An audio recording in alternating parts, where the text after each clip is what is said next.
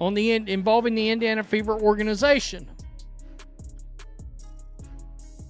Well, this looks interesting because it looks like Breonna Turner lied. That's what this looks like, because the Indiana Fever have now released a lengthy statement through USA Today. Breonna Turner just accused the Indiana Fever of covering up sexual harassment. She put it out there on social media for everyone to see. A male staffer fired, players told to keep quiet, the whole thing buried. That's a serious allegation, the kind that destroys reputations and ends careers. But here's what makes this story fascinating. When reporters asked her to provide any details, any specifics, any evidence whatsoever, she had exactly 2 words for them: no comment. The Indiana Fever had denied a sexual harassment allegation raised by Breonna Turner, who played for the team last season. Quote, "We want to set the record straight," Fever said in a Wednesday, August 5th statement. "There is no allegation of sexual harassment. No players were directly involved, and we never sought to silence them. As we previously stated, protecting our..." The Indiana Fever didn't stay quiet though. They released a lengthy statement through USA Today on August 5th, and it's one of the most direct organizational responses you'll see in professional sports. They didn't hedge, they didn't lawyer speak around it. They flat out said there was no sexual harassment allegation involving players, and they never tried to silence anyone. That's not vague corporate damage control. That's an organization saying someone just lied about us, and we have receipts. So now we've got 2 completely contradictory stories. Breonna Turner says the Fever covered up harassment and told players to keep quiet. The Fever says that never happened. One of these parties is lying, and the evidence is about to point in a very clear direction. On July 22nd, Breonna Turner alleged the WNBA team fired a male employee for sexual harassment last season and encouraged players to, quote, keep quiet about it. The now Aces forward made the allegation on social media X in a series of posts defending transgender people. Earlier that day, Sophie Cunningham, Turner's former Fever teammate, was quoted in an ESPN article saying she supported transgender people but did not believe. Let's back up and understand how this started, because the context matters. On July 22nd, Sophie Cunningham gave an interview to ESPN where she said she supports transgender people but doesn't believe trans women should compete in women's sports. That's her opinion. You can agree or disagree, but it's a position held by a significant portion of athletes across multiple sports. Breonna Turner saw that interview and went on a social media rant defending trans athletes. Fine, that's her right. But then she pivoted to this sexual harassment claim, seemingly out of nowhere. She wrote, and I'm quoting directly here, "An issue that has caused problems though. Last year on my WNBA team, a male staffer was fired for sexual harassment, but we were encouraged to keep quiet about it. That is an issue." Professional workplace is a top priority. Our policy is to take concerns seriously, investigate thoroughly, and act promptly when appropriate to protect the people in the organization, ensure everybody is treated with professionalism and respect. Fostering trust in that process means we do not comment on personal matters involving former employees. Notice the phrasing. She didn't say a staffer was fired for inappropriate behavior or misconduct. She specifically used the term sexual harassment. That's a legal definition. It means something specific, and she didn't just say the team handled it internally. She said players were encouraged to keep quiet. That's an accusation of a cover-up. You don't throw that out casually. When you accuse an organization of suppressing sexual harassment allegations, you better be prepared to back it up with evidence. Dates, names, witnesses, documentation, something. Anything. Because if you can't, then you just slandered an entire organization and potentially damaged the careers of innocent people. No comment.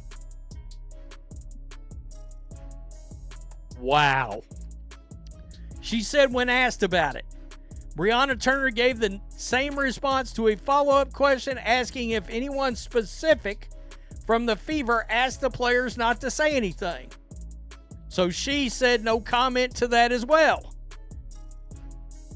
So what happened here? Did she lie, or did the Fever quieten everybody up?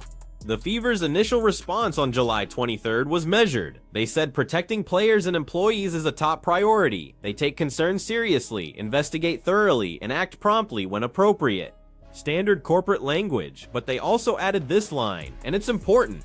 They said fostering trust in that process means they don't comment on personal matters involving former employees. Translation: we're not going to publicly discuss personnel issues to protect everyone's privacy. That's actually the responsible thing to do. Most organizations handle employee terminations that way. You don't air dirty laundry unless legally required or unless someone forces your hand by making false public accusations.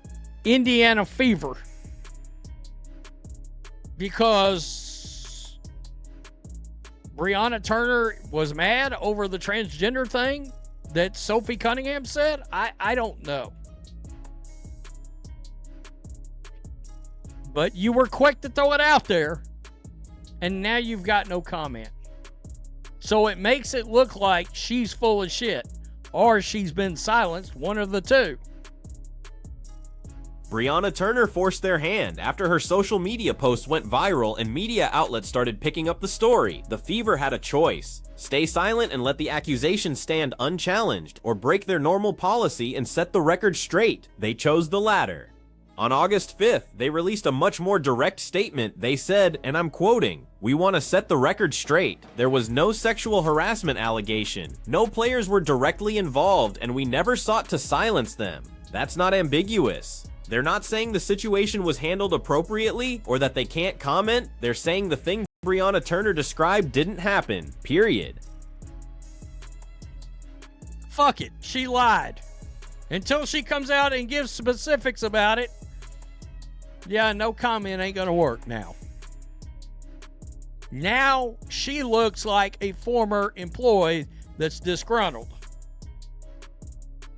So fuck it, she lied. Until further notice and specifics from Breonna Turner. So Breonna Turner is back in Indiana for the Aces Fever matchup. She's in the building. Reporters have access to her. This is her opportunity to provide context, clarify her statements, offer any evidence that supports her claim. She could name the staffer who was allegedly fired. She could describe what the harassment involved. She could identify which Fever personnel encouraged players to stay quiet. She could point to text messages, emails, team meetings where this supposed cover-up was discussed. Instead, when asked about her allegations, she said no comment. When asked if anyone specific from the Fever asked players not to say anything, she said no comment again. This is SI.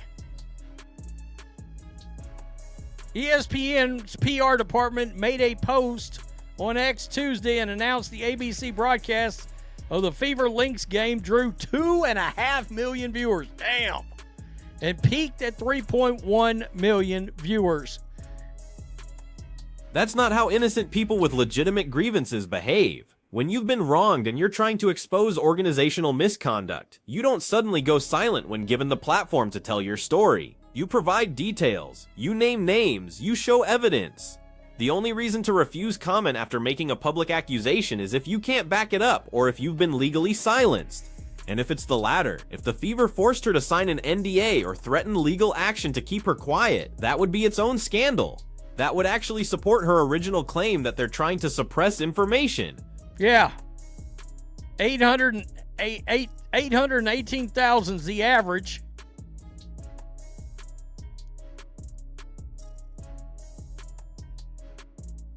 Got 2.5 million. Interesting.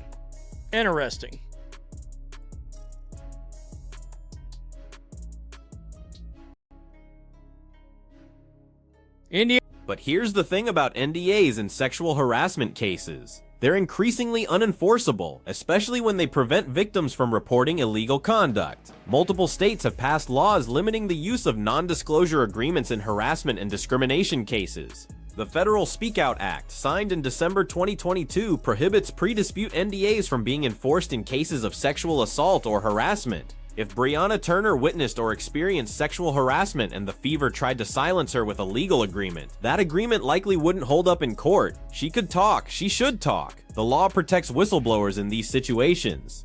So why isn't she talking? Two possibilities. First, she signed an NDA related to a personnel matter that wasn't actually sexual harassment, and she's now realizing she mischaracterized it publicly and doesn't want to face legal consequences for breaching the agreement. Second, and more likely, she made the whole thing up or severely exaggerated what actually happened, and now she's backed into a corner. She threw out a serious accusation in the heat of an argument about trans athletes in sports, and now she can't substantiate it. No comment is her only option because any details she provides can be fact-checked and disproven. Think about the timing of her original posts. She wasn't responding to news about the fever. She wasn't supporting a teammate who came forward with allegations. She was arguing with Sophie Cunningham about transgender athletes and needed examples of what she considered bigger threats to women's sports. So she reached into her bag of grievances and pulled out this harassment claim.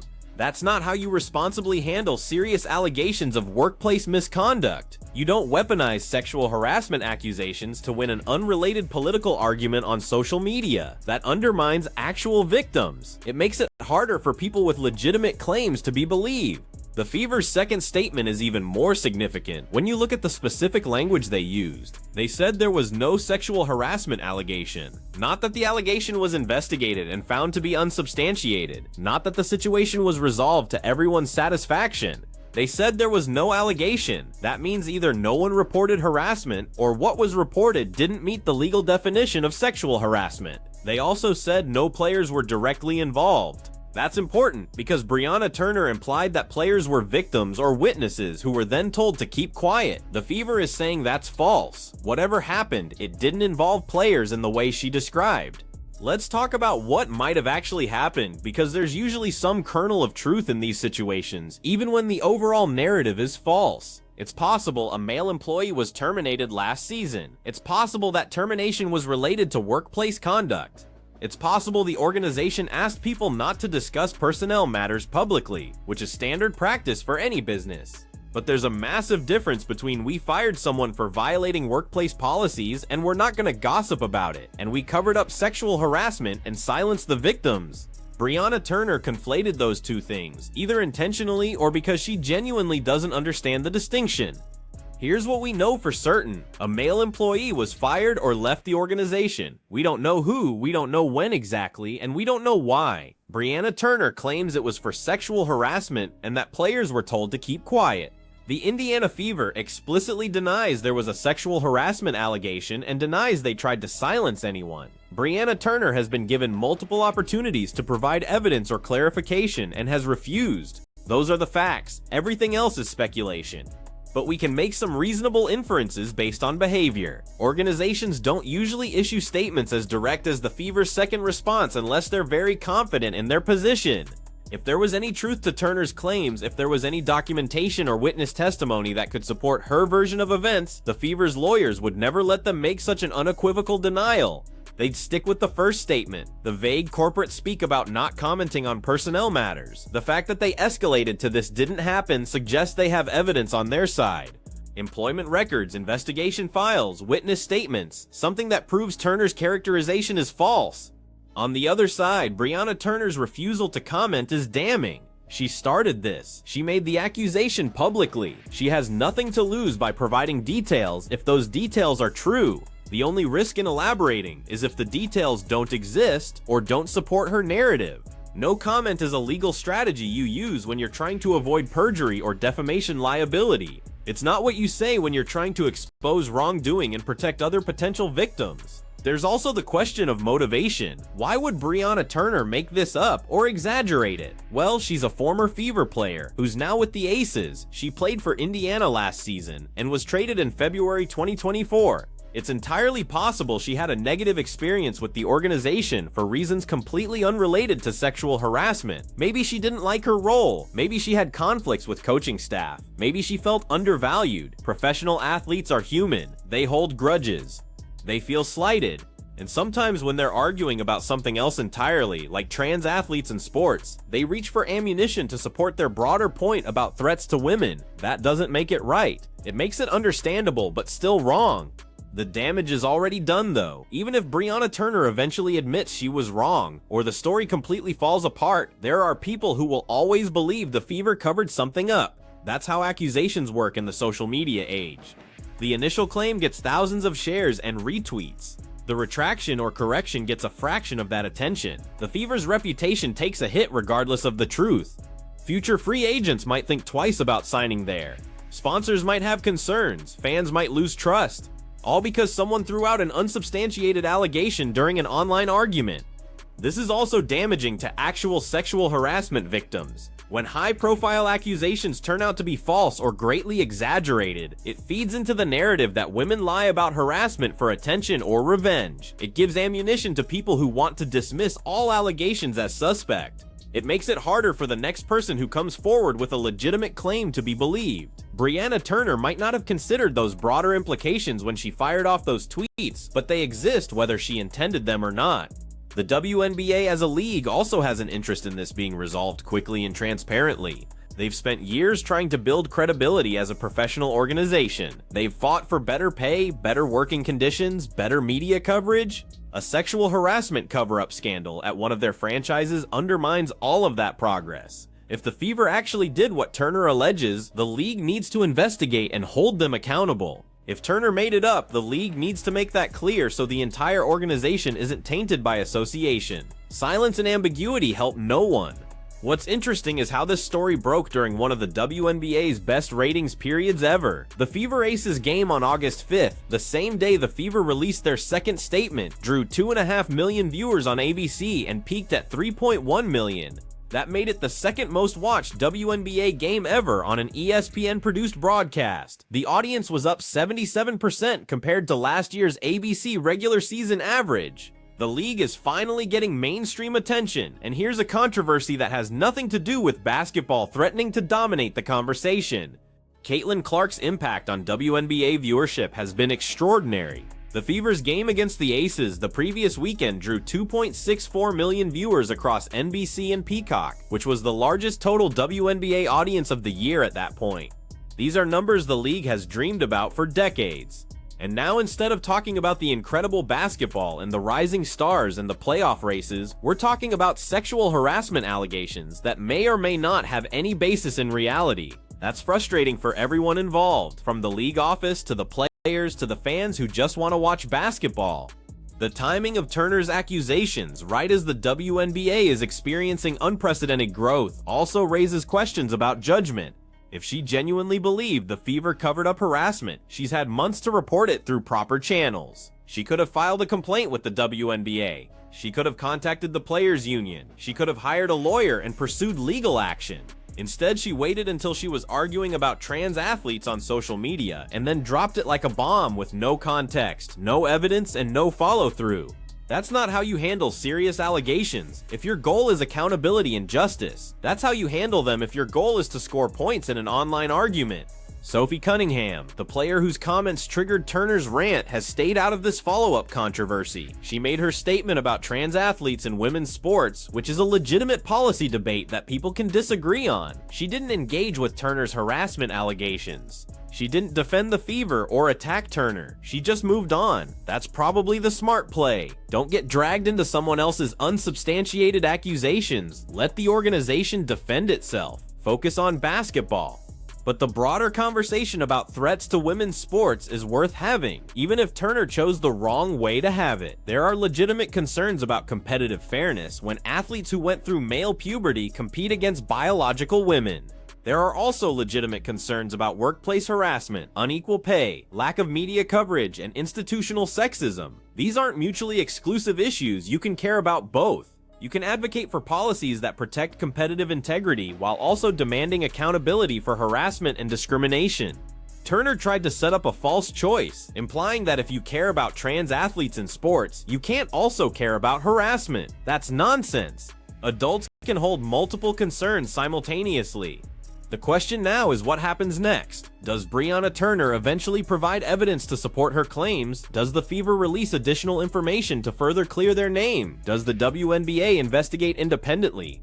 Or does this just fade away with both sides sticking to their positions and no resolution? My guess is the latter. Turner has already shown she's not willing to elaborate. The Fever has said what they needed to say. Without new evidence or testimony from other former players, there's nowhere for this story to go. It'll just become another unresolved controversy in the league's history, a footnote that occasionally gets mentioned when discussing workplace culture in women's sports.